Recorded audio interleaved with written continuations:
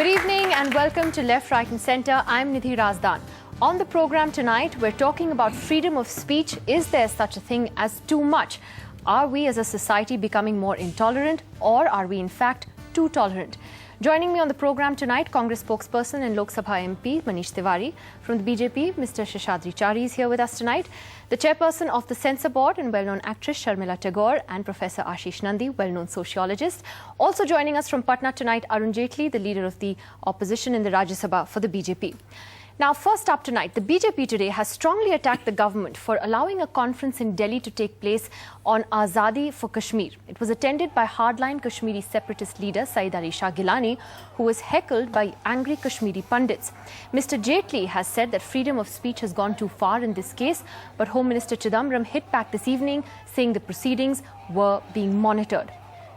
Now, in this debate on free speech, here's another part. The controversy over the way Rohinton Mistri's book, Such a Long Journey, was dropped suddenly from the university's BA syllabus. The book was dropped right after a threat from the Shiv Sena, which found parts of it objectionable. Then Chief Minister Ashok Chavan of the Congress party endorsed the Sena line. But if you look around, more and more examples of intolerance and censorship stare you in the face. Someone, somewhere in India, is always offended by something. It may be a religious community that has a problem with an Akshay Kumar film, or a political party that won't take dissent. But does freedom of expression mean that you can say anything to anyone? That brings us to our first question tonight. Is India intolerant or too tolerant? Let's go first across to Patna to Mr. Arun Jaitley, who joins us from there on this controversy surrounding this pro-Azadi conference that took place in Delhi. Mr. Jaitley, you issued a very strong statement today attacking the government for allowing this seminar to take place. What is your principal objection to it? Well, my objection is a very strong objection. Well, I've categorically said that democracies don't permit the right of sedition. Countries don't survive if you give to the people a right to secede from the country. And this is for the first time in Indian history after independence that a conference of various marginal groups representing various secessionist movements in the country has taken place. It has taken place right under the nose of the central government, right next to the seat of the central government. I have two further objections.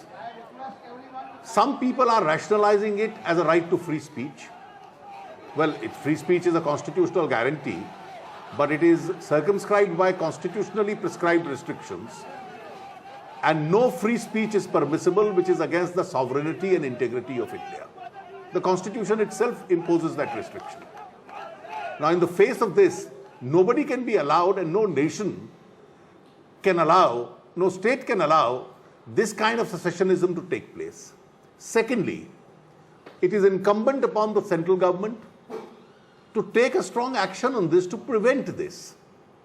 If they didn't prevent this, for some reason, they must give an explanation why they didn't do so.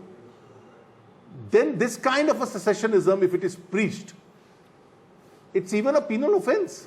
It's an offense against the state. Can the government look just the other way if you have secessionist forces right in the heart of the Indian capital going about preaching this kind of seditious activity? Well, I don't think free speech permits sedition.